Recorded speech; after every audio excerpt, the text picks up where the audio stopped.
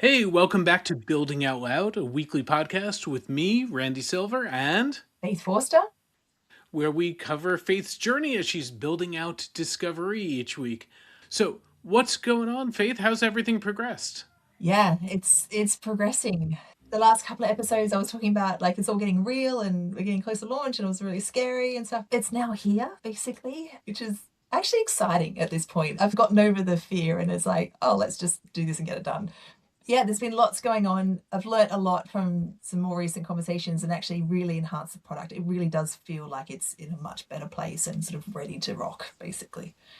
That is exciting. So, last episode, you gave a demo, you talked about a bunch of things, but you've gotten some more feedback from a couple of people that you were excited about or that's really affected you. What did they say? Yeah, so it's Sara, the CPO at Semble. I really enjoy all my conversations with her. So she was part of Alpha, and actually we had a really great open chat. So she's been watching and monitoring and cheering me on along the way. In general, she actually heard about Discovery via their investors, which was really interesting. So it was Oh, wow. word starting to spread, which is really fun. So we've both been at a breakfast round table. And when she saw that I was there as well, she pushed back her meeting so we could sit down and just have a catch up chat ourselves. It was really great. She just talked out loud about how she's using agents to do her work and where she sees value and where she thinks it could help more for their team and the way that they're working.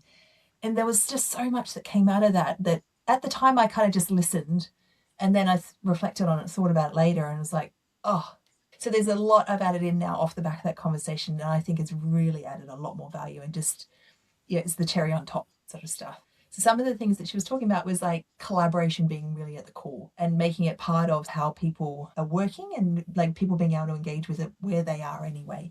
And so one of the things that I built into it as a result of that is a really seamless MCP connection with Slack so that anyone in the business can add feedback, create opportunities, ask questions about the roadmap, test product ideas from Slack. The chief of staff agent, when you mention discovery in Slack, will then navigate the query or what it is the user's trying to do to the right agent within the discovery platform, which I think just makes it so much more accessible and effective and not necessarily having to go to another platform. One of the other things that she talked about, which I've added in now, so I already had workflow assistants that help you do the job. We had the chief of staff agent, which helps you do all the admin and gives you your daily briefing and highlights what you need to focus on or draws your attention to the right things each day. I've now added in just an open thought partner.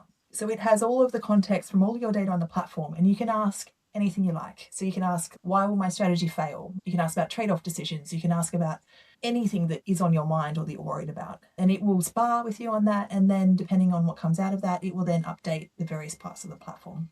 But I then had 3 separate parts of the assistant platform that draws out from the side. I was like, oh, is that too much? People aren't going to quite work out how to use it. I don't know. And so it's one of those things I really liked the idea of them and the concept of them, and I could see value in it, but it didn't feel like it fit together very well in the experience. Actually, annoyingly, I woke up at 3:30 in the morning on Saturday morning. And I was like, I know how to fix this. So within that drawer, there's sort of 3 tabs. One's called Organising, one's called Thinking, and one is called Doing. To me, that sort of encapsulates not just the product person's role, but any role, the different modes that they should be operating in. And so I've done some tidy up work now to make sure that that's reflected in what you can do and engage with within those areas. And also filled some gaps which I wasn't aware of. They can all read documents and post stuff and edit things within the platform for you. So it feels like it's really coming together now. Interesting. Okay, so you talked a moment ago about anyone can engage from Slack and put in an idea. How far does that go? Because we talked a couple weeks ago about another company where it was accepting all the ideas, the AI was accepting all the ideas and building prototypes for lots of things before it even got to the product team and just testing it out. And then the product team would review it. Are you going there, or are these things that are just going onto the roadmap to be considered? How far does this go? What's your concept? Yeah. So at the moment, there's feedback comes in or opportunities are created. Feedback can be turned into opportunities. That doesn't happen automatically. You can ask an agent to find opportunities out of the feedback, or from feedback you say turn this opportunity, but it doesn't just automatically create the opportunity without someone reviewing it. If someone tells me they want it to, then I can certainly do that. The bit that is more automatic is there are agents that scan for quick wins from feedback. So if it's a quick fix, a bug, paper cut, whatever you want to call it, that will automatically be picked up, the problem statement, suggested fix, and impact identified, and you can automatically have that sent to your AI coding platform. For opportunities, the concept of opportunities, these are things that you don't necessarily know yet whether or not you want to do them. The opportunity space is your chance to explore it before you decide whether or not you actually want to build it. When you create an opportunity, it automatically identifies the problem statements based on the context it has. It will suggest some ideas on what the solutions could be. Of course, you can add your own. You then have a conversation with it about the scope, like what is it that you're trying to do or how you might go about solving this. And then we use that context to then either create the design brief, create the AI agent brief, whatever you want those next steps to be. It will then create the documentation if it's relevant, or you add your links to whatever other platforms you're using. So it brings it all together. Okay, so that makes a lot of sense. So, like, if the feedback that comes in, if the suggestion that we should go into an adjacent market, we should build a new vertical, we should go into a new territory, something like that.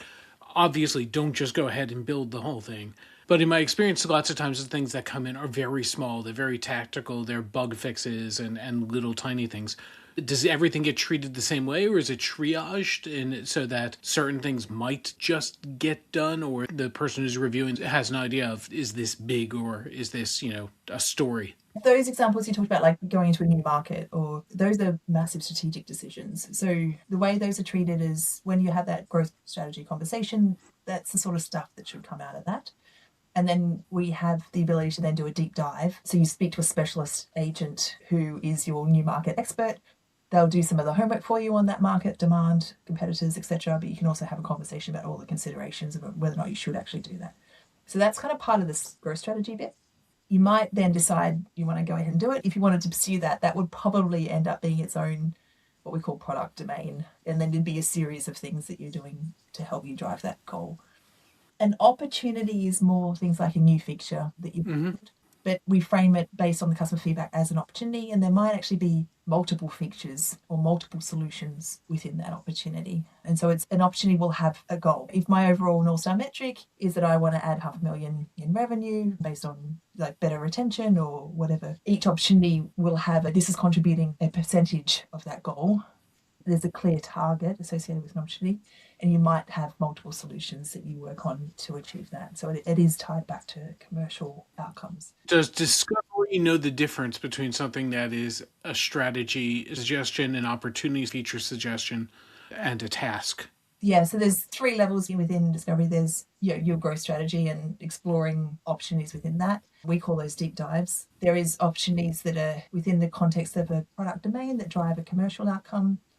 And then there's quick wins, which is the small bits that you might largely automate. You can put some rules around it. For example, you wouldn't want things that touch data security or billing to automatically be done without a human looking at it. So you can manage those, but it's also fully tracked. So rather than it going directly into the coding platform where there's no visibility of what's happening, this gives you a bit of control and certainly visibility of what's being automatically done, even for the small things. All right. So you also said you had a chat with a PE firm and they gave you some interesting feedback as well. Yeah. It was very interesting because basically the only question she had was, how does this fit with Claude? Because they're trying to get all of their portcos to use Claude. And so that actually made me really stop and think and step back. And so that combined with this seamless integration with Slack, I've actually brought those in as core parts of the value proposition now. So with Claude, the way it fits is like Claude is amazing, but it's inherently a one-on-one interaction. It's very difficult to then, not easy to share that. So you get the collaboration or the buy-in or the input or collective contribution, which you need to help drive better product decisions faster. And so where I positioned it with Claude is 2 things. One is you can bring all the strategic context. So your growth strategy, your goals, your competitors, your customer segments, like all the understanding that sits behind product decisions, you can bring that into Claude and use that to have better conversations with Claude. But also once you've had that conversation in Claude and come up with whatever it is you're thinking through, you can share that back into Discovery so it's visible, available, and able to be commented by the rest of your team, but also used as part of the context of all your product decisions that you're making through Discovery. So this is becoming a persistent part of the conversation. This is not, we need to spin up the context with Claude for our company every time. This context is constantly updated. And just as we have regular updates with our teams and make sure that they get it, you're making sure that Claude or their local iteration of Claude has the same. Yeah, exactly. So it's housing the understanding of your business model and what you're trying to do. So all that strategic context is leveraged within Claude. All right. I also had a note of something that we're supposed to follow up on from our last chat, which is Faith, are you charging for discovery yet? Uh, Hello, I'm your accountability partner. you are indeed, and you're good at it. So I have set up payments now. So I'm about to. This is outputs versus outcomes. I know, You've set it up. but it's an important step before you get to the outcome. It is. I have set up payments now. I have set the pricing model. So for people who sign up before the end of May, they get their first seat for free forever. I think I probably will keep the free seat ongoing, but maybe time box it. But I'm probably tomorrow going to go back out to all the people who have been involved to date saying it's now available, it's ready, please use it, but also please share and recommend. We'll see how we go. This is where it all comes together, right? So what's your next step? What are you working on this week?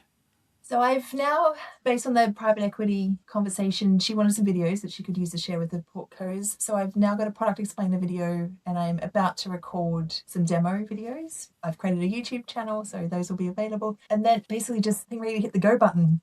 My plan is to make it a soft launch, so I want to initially gradually share it with groups and people. I want to try and avoid anything that resembles a big bang, just so I can make sure that I support people and can test it and refine it and make sure it's all working properly. But yeah, basically from here in and start trying to get people using it. One of the things that's become quite clear from the beta conversations I've had is it is a process for people to start using this well. So an individual can use it to test their growth strategy or whatever, but for them to get to the point where they're using it with their team, they really need to think about how this fits within their process and their existing tool stack. So it's not one of those things that you're all of a sudden going to have everyone on the platform using it. It will be a gradual adding of content and context and people to that platform. Sitting down and writing down what are your leading indicators and what are your lagging indicators? What is your indicators of value and adoption? All the fun stuff. Yes. Make sure I've got the tools in place to monitor those things so I know what's happening. Fantastic. Well, that's exciting. And slightly nerve-wracking. When I talk to people, I still am thinking about this as an experiment. It's entirely possible that actually people say, you know what, Claude is fine, or we don't need another tool, or it's too much trouble to introduce something else into the team at the moment. And if that's happening consistently across the board, then it'll be a fun experiment. I've learned a lot, and hopefully other people have learned from this podcast, and we can move on. But with any luck, people actually get value out of it and start using it more actively. I think you're being more cynical than I would be at this stage, in that you've gotten a lot of really good feedback. My question would be more about, is this a standalone product or is this a feature, a skill that lives within a different environment in the longer term? What is the right interface for this? Because the value, you're getting really strong indicators of potential value. It's more about usage and experience at this point to me rather than anything else. Yeah, I agree with that. Actually, Dave Colleen challenged me earlier in the process around whether or not it even needed an interface, whether it could be headless and surfaced elsewhere. And at the time I pushed back and I was like, no, because the whole reason I set out to do this in the first place is because I was trying to use agents to do this. There's so many data points and sources and stuff. Actually, it needs somewhere where it comes together so the user can understand it and know what to do. It's always been the focus, I guess, is that sort of user interface, but actually increasingly now, I think, and the concept of MCPs has become a lot more mature and people's understanding of how to leverage different tools in different places. I think the UI itself will be less important. I still think there's a huge amount of value in the role we play in bringing it all together and driving better decisions, enabling those to be much faster because the information's all there, it's well informed. But I'm much more open to that information being surfaced wherever it's relevant or needed. I think that's will be some of the stuff I'll learn hopefully over the coming weeks. I think it comes back to the William Gibson quote about the future is here, but it's not evenly distributed. There are some people like Dave, could say early adopters on this, and they're very advanced in their approach, and they don't need a separate interface. But there are lots of people who are not at that stage yet, who are still at we want a discrete and directed interface for this sort of thing. And it's going to be interesting to see as you go through your, I hate to say it, but through further user discovery on this, where What is the right mode or modes? Is this something that is both an app and an API eventually, or does it move to API is the wrong term? Is it a set of skills that are installable? Skills is just this is how you do something, right? It's pulling together the data and the context to help people drive decisions. So it's definitely more than skills. Without a doubt, it's more than skills. What it is, though, is a question of how do we make this understanding and ability to make decisions based on more informed information that's readily available so you can move quicker and that everyone has that context and understanding around and can contribute to. How do we surface that in a way that just makes it super easy and for people to just crack on and do their job, have an impact? I think we're pretty much saying the same thing right now, but you're saying it better. So I'm just going to say it's a matter of semantics, and I agree with you.